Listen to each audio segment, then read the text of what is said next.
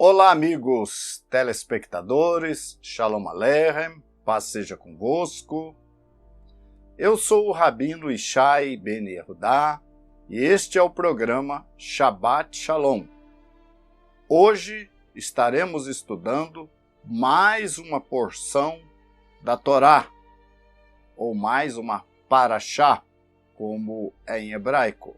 Nós vamos estudar mais uma parashá, como acontecem em todas as sinagogas no mundo todo. No Shabat se estuda uma porção da Torá. Antes, porém, vamos fazer aí a abertura do Shabat.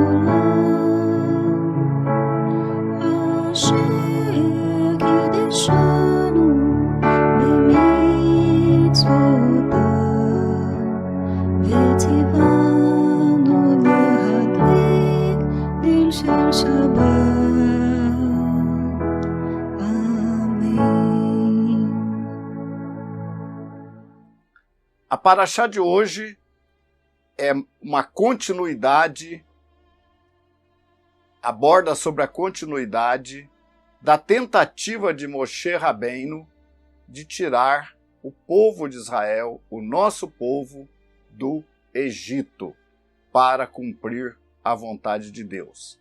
A gente viu na parashá anterior que Deus começa ali a derramar as pragas, no sentido de forçar Faraó a deixar o povo ir. Mas a situação era cômoda para Faraó. Afinal de contas, Faraó tinha um povo escravo às suas ordens, produzindo para o Egito, e não era do interesse de Faraó libertar o povo de Israel. Eu quero ler um trecho da parashá anterior, que está no capítulo 7 de Shemot, Êxodo, no versículo 14 ao 16. Versículos 14 ao 16. Então disse o Senhor a Moisés: o coração de Faraó está obstinado, recusa deixar ir o povo. Vai pela manhã a Faraó, eis que ele sairá às águas. Põe-te em frente dele, na praia do rio, e tomarás em tua mão a vara que se tornou em cobra. E lhe dirás: o Senhor Deus, o Deus dos Hebreus, me tem enviado a ti, dizendo: deixa ir o meu povo, para que me sirva no deserto. Porém, eis que até agora não tens ouvido. Nesta parashá, Deus fala agora da transformação das águas do rio Nilo em sangue, das fontes das águas em sangue.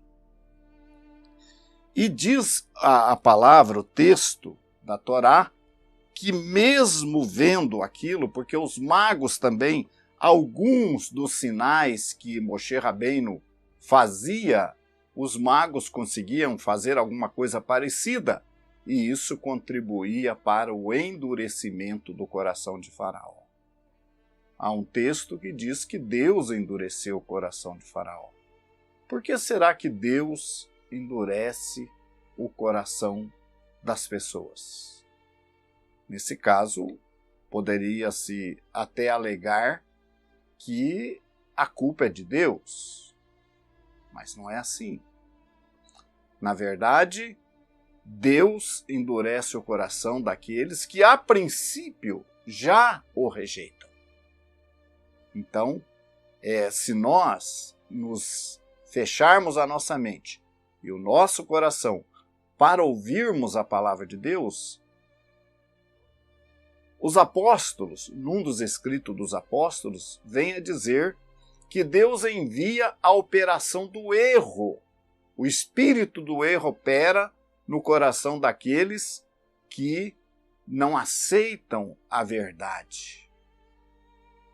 Não adianta nós termos conhecimento, nós buscarmos conhecimento apenas para ter conhecimento. O importante, mesmo que a pessoa não tenha tanto conhecimento, é que ele obedeça a Deus. Faraó não tinha nenhum interesse.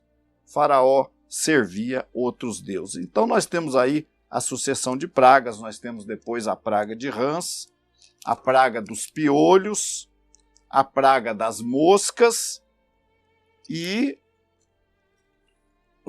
por aí vai, a praga das úlceras, está no capítulo 9. E nós temos, muitas vezes, Faraó reconhecendo que a situação estava grave. Por exemplo, aqui no capítulo 9, no versículo 27, diz assim: Então Faraó mandou chamar a Moisés e Arão e disse-lhes: Esta vez pequei.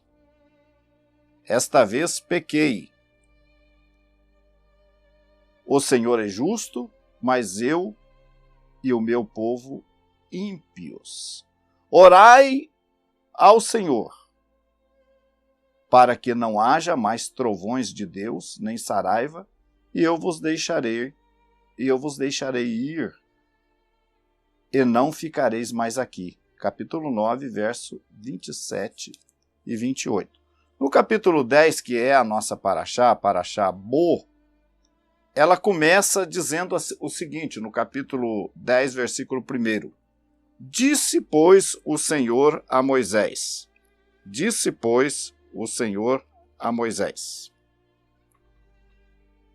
Entra a Faraó, pois tenho agravado o seu coração e o coração de seus servos, para fazer estes meus sinais no meio dele. Então a gente vê na continuidade o coração de Faraó ainda endurecido. Nós temos no capítulo 9, então, no capítulo 10, no versículo 12 em diante, a praga dos gafanhotos, mais uma praga, né, que Deus envia. E o versículo 20 diz de novo: O Senhor, porém, endureceu o coração de Faraó, e este não deixou ir os filhos de Israel. A gente vê então que a situação está extremamente grave, não é? Agora vem a penúltima praga, a praga da escuridão, das trevas, que toma conta de todo o Egito, não é? E mais uma vez, Faraó endurece o seu coração. Versículo 27 diz o seguinte, versículo 27, O Senhor, porém, endureceu o coração de Faraó, e este não os quis deixar ir. E disse-lhe Faraó: Vai-te de mim, guarda-te que não mais vejas o meu rosto, porque no dia em que vires o meu rosto, morrerás. E disse Moisés: Bem disseste, eu nunca mais verei o teu rosto. Né? Coisa interessante, uma profecia. Né? A gente vê então aqui que agora vem a pior de todas as pragas, que é a morte dos primogênitos. Então Deus aí adverte o seu povo, né, que depois disso Faraó vai liberar o povo, né, porque vem a mortandade. Aí nós temos inclusive o Pêssar, nós temos aí Deus orientando o nosso povo de Israel a fazer o Pêssar, a abater o cordeiro, e está aqui no capítulo 12, e a tomar o sangue. Vamos ver aí o versículo 7, já num preparo para a saída do povo do Egito. 12, verso 7 diz: E tomarão o sangue do sangue, e pô-lo-ão em ambas as ombreiras e na verga da porta das casas em que o comerem. E naquela noite comerão a carne assada no fogo, com pães asmos, com ervas amargosas a comerão. Nós temos aí então a instituição de Pêssar, ou da Páscoa, né? que comemora a saída do nosso povo do Egito. E nós temos aqui algumas instruções com respeito a Pêssar, como é que seria feito, o que seria feito em todas as gerações do povo de Israel. O verso 14 diz: e este dia vos será por memória, e celebrá-lo-eis por festa ao Senhor nas vossas gerações, ou celebrareis por estatuto perpétuo. A instituição dos pães ázimos, ou os pães sem fermento, diz aqui: 7 dias comereis pães ázimos. Ao primeiro dia tirareis o fermento das vossas casas, porque qualquer que comer o pão levedado desde o primeiro até o 7º dia, aquela alma será cortada do povo de Israel. Então, nós celebramos Pêssar anualmente, conforme essa instrução, lembrando, comemorando a saída, a libertação do nosso povo do Egito. Pêssar quer dizer pulo, pular, saltar.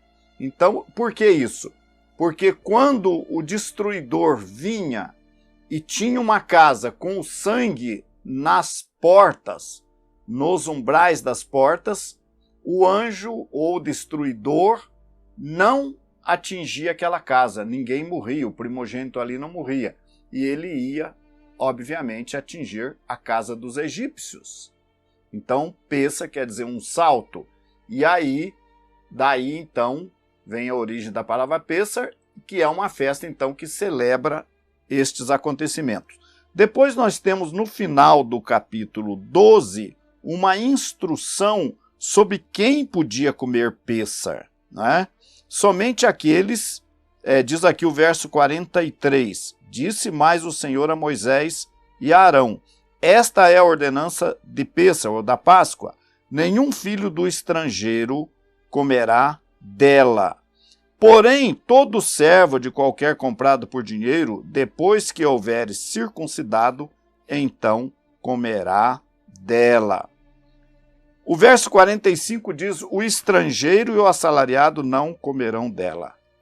Agora, o verso 48, que é muito importante para nós, diz assim: porém, se algum estrangeiro se hospedar contigo e quiser celebrar Pêssar, Páscoa ao Senhor, seja-lhe circuncidado todo macho, e então se chegará a celebrá-la como natural da terra, mas nenhum incircunciso comerá dela. E uma mesma lei haverá para o natural e para o estrangeiro que peregrinar entre vós. Então Pêssar era permitida ao estrangeiro que se chegasse ao Senhor. Ele passava então pela conversão e participava de Pêssar. Vamos agora a um pouco de nossa adoração israelita.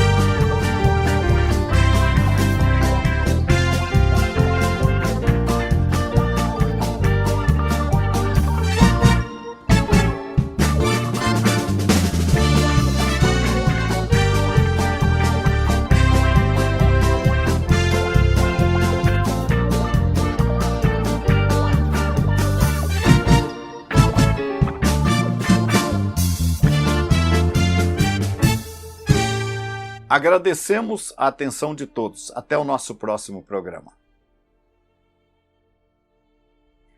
A Congregação Israelita da Nova Aliança em Curitiba agradece à Rede Super de Televisão e à direção da PIB Curitiba por esta oportunidade, certos de que o Eterno nosso Deus abençoará aqueles que abençoam o seu povo Israel.